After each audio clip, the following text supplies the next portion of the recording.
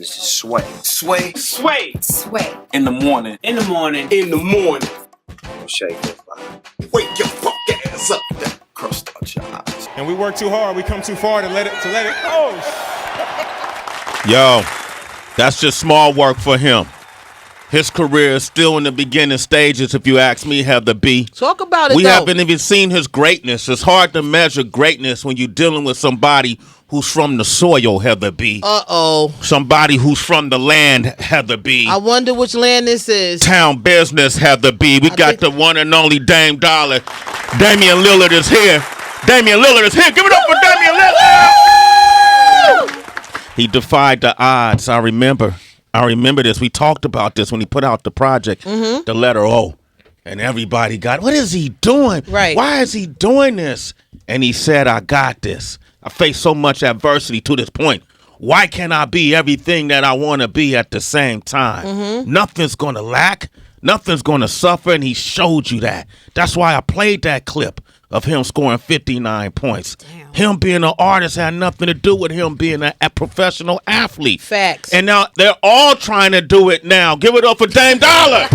Everybody ain't got bars, though. Nah, man. Nah, I said it, man. A lot of folks came up to me when I said, even basketball players, he's the best MC that plays in the NBA. And he's here with us today. Dang, what up? You ain't said nothing. What's good? All right, there you go, man. I thought I feel like they didn't believe you were here, dang.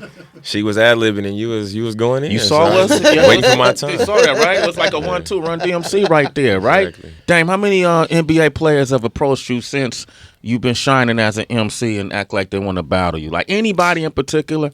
No, ain't nobody tried to battle me, but I mean, I've had some players reach out and say they like the music, send me some of their music, but I'm not sure how many of them actually want to put it out to the public. So I kind of, I listen, but I don't too much entertain it. You don't entertain it. Would you collab with another ball player? Because we had Victor Oladipo come up here last week, and he sang. Would you collab?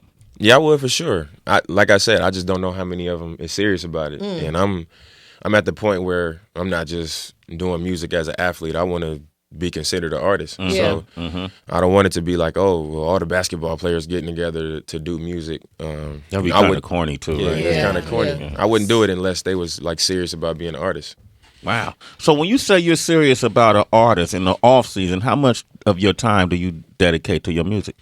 I spend a lot of time just doing music, listening to beats, just writing a lot of bars. I do a lot of writing, but I think getting everything done in the morning. I get up, I get a lift in, I get on the court, I do all that stuff, and I'm done by 10 o'clock. So I got a lot of time on my hands, and usually I find a studio. I got a studio that I go to, and I just go in there and listen to beats and record for sometimes 7, 8, 9 hours. See, that's the life of a real MC. But then what's your memory game like? How do you then go in and then, because it's one thing writing it, then recording, and how do you like memorize what everything else is going on? I mean, the same way I memorize music that I listen to. I mean, like, we all fans of some type of music, and we got it in our headphones, and we know the words to other people's songs, so it only makes sense to be able to remember the words to your own. Yeah. How do you rate yourself now as an MC? If you was on the outside looking in on a scale of 1 through 10, what would you say you are? I say I'm like a 7. 7.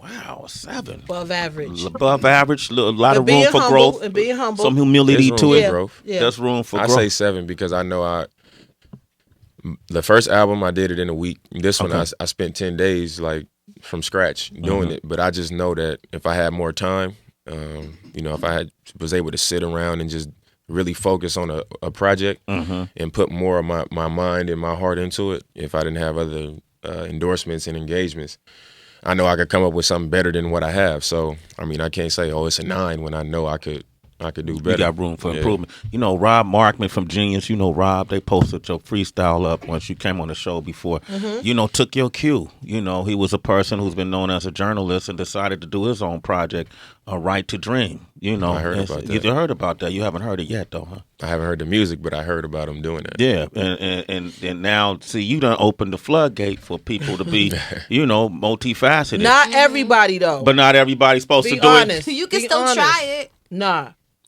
Yes, you can. All right. Now, it says something, though, when you have one of the greatest of our generation, of this generation, to co-sign you.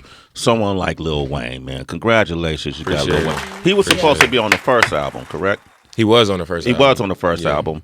Okay. And what song was that? That was Loyal to the Soil. Loyal to the Soil. All right. You got him back on this album. Yeah. He's been through a lot since that first album. Yes. Did he come in the studio or did he just send you a verse? He sent me the verse both times, but this time after he recorded it, well, after the first song we did for my album, he liked it. So between that time and this album, he had been sending me songs. So we got a number of songs that we did together from my first album to now. So after he sent me the verse back and we wasn't in the studio together, I went to LA and I just went to the studio when he was in the studio. And he was just in there recording and running stuff by me, and we kind of just bounced ideas off each other for a little bit, but it was cool to see him work.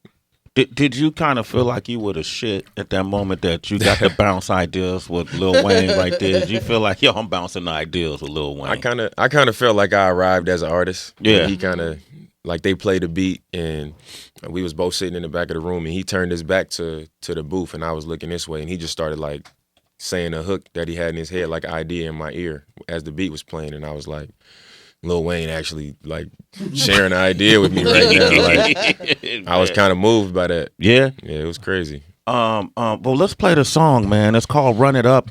Damian Lillard is here. Dame No Dash. There ain't no dash. And y'all want to talk with him, 888-742-3345. Scott Storch. Sway in the morning, Shade 45. It's Sway in the morning, only On Shade 45. Kilo.